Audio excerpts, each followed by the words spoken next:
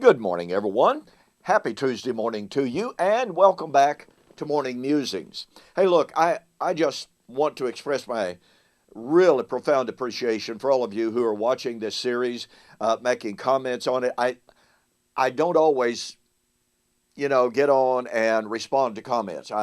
My time is such that I don't have the time to do that. So if you've posted something in response to one of my videos and I haven't responded, it's not because I'm trying to ignore you. Please believe that. It's because I don't have time to get on every single day and to comment on all of the comments that I get.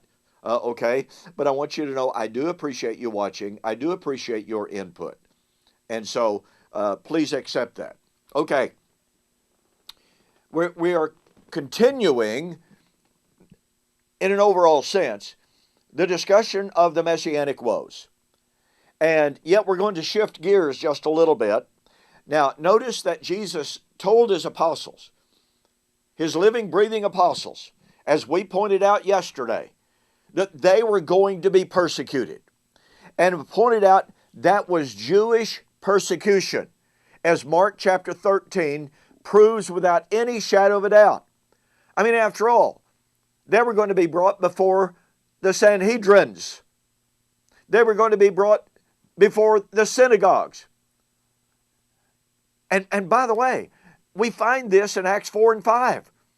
In Acts chapter 4, after Peter and John have healed the man at the gate of the temple, the gate called Beautiful, they're brought before the Sanhedrin. And they're charged to not preach in the name of Jesus anymore. You see, exactly what Jesus said was going to take place plays out in the book of Acts and the epistles. Now, I want you to notice that as Jesus continues that, and unfortunately there's not a break between verse 9 and verse 10. There's a cause and effect that is found here. They will deliver you up to tribulation and kill you. You will be hated of all nations for my name's sake, and then many will be offended, will betray one another, and will hate one another.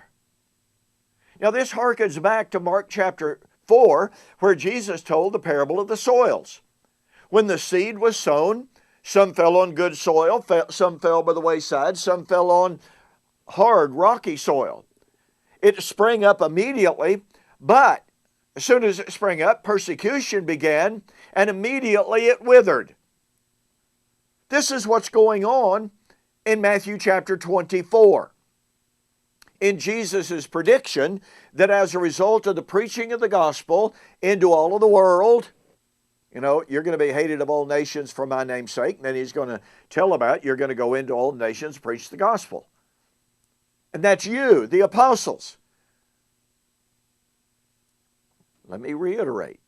This is Jewish persecution of the church. It is not Israel being persecuted by an antichrist after some, peace treaty. Now, as a direct result of that persecution, Jesus said, they will be offended, they will betray one another, and will hate one another. I cannot help but reflect on the fact that what Jesus said here is an echo of what he said in Matthew chapter 10 and 36, where he said, the son will dishonor the father, the daughter, the mother, the daughter, etc., etc. A man's enemies will be those of his own household. Now watch this. What we have to keep in mind is that what Jesus was saying, as I pointed out to you before, Jesus was simply reiterating the Jewish narrative of the end times. The Jews believed that in the last days, they believed, guess what? Elijah would come before the coming of the great and the terrible day of the Lord. As part of that end time narrative, there would be a great falling away. There would be a tremendous persecution, and that persecution would purify the saints. Remember how Peter applied that to the saints the Christian saints in 1 Peter. And those saints were the elect. They were the righteous remnant to be purified by that persecution to enter into the kingdom. We must, through much tribulation, enter the kingdom. Well, again, this is part of the Jewish end-time narrative. Where did it come from? Look, Jesus is not making up a brand new story of eschatology. He is actually echoing, as scholars have long recognized, not that they've necessarily applied it properly, because they keep applying it to our future, but in Micah and in Hosea, two roughly contemporary prophets, in Micah and Hosea, we find a prediction of the judgment that was about to fall on the 10 northern tribes in the 8th century BC. The 10 northern tribes were carried off into captivity in 721 BC. Now keep in mind that Israel believed that what had happened to her in her past would be recapitulated at the time of the end. So, what was taking place in Micah's time? As a foreshadowing, and remember, Paul said in 1 Corinthians chapter 10, when he talks about Israel's past, he said those things happened, and they were types of us. Paul's us, first century us, not ongoing endless us's. No, the first century us. So what was happening? Well, Micah chapter 7, I'm going to just begin reading with verse 5. Do not trust a friend, do not put your confidence in a companion. Guard the doors of your mouth from her who lies in your bosom. Boy, can you imagine what a horrible situation? For son dishonors father, daughter rises against her mother, daughter-in-law against her mother-in-law. A man's enemies are the men of his own household. You see, Jesus quotes that in Matthew chapter 10. He echoes it in Matthew chapter 24 to speak of what was going to happen in his generation. Now remember, these are all part of the birth pangs of Messiah to give birth to what? Well, to give birth to the day of the Lord, the judgment, the resurrection. And by the way, that is exactly what we find in Micah. In Micah chapter 7, this is absolutely incredible. The Lord made a promise. Micah 7:15. As in the days when you came out of the land of Egypt, I will show them wonders. Do you catch the power of that? In the ultimate time being spoken of here, there would be another Exodus, like the first. It would be a time in which God would manifest great signs and great miracles. Do you know what? Listen to me carefully.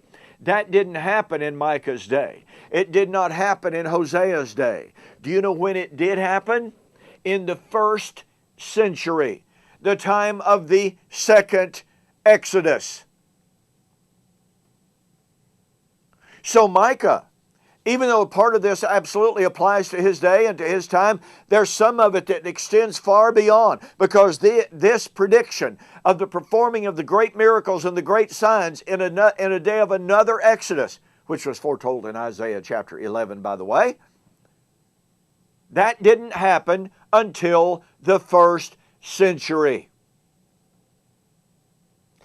And that means, since the second Exodus, and the showing of the great signs occurred in the first century, that means that this time of persecution and apostasy was likewise in the first century, and that, one more time, means that the coming of the Lord, the judgment, and the resurrection, and the kingdom were in the first century. You know what that means? It means you cannot divide the Olivet Discourse into two subjects. It means it all happened in the first century. You know what? Very quickly, you've got to close. The rabbis understood that Israel's ancient history was typological of the last days, but they never ever believed, they never ever taught that the last days foreshadowed another last days. Nope. One last days. And that means that since the last days that they foretold were in the first century, that means the events of AD 70 were not a foreshadowing of another day of the Lord, another Exodus, another apostasy. No, no, no. There's but one. Hey, thanks for joining me for this morning's Morning Musings. Don't forget, go to my website, take advantage of Here We Are May, 2-book special, save you over $10. Elijah Has Come and Into All the World. Then comes the end. DonKPreston.com, BibleProphecy.com. There's a banner right up at the top. Makes it easy for you to purchase. Thanks again. Don't fail to be with me tomorrow as we continue our discussion of these birth pangs and as we look at and as we continue to look at the great apostasy. I'll see you on the flip side.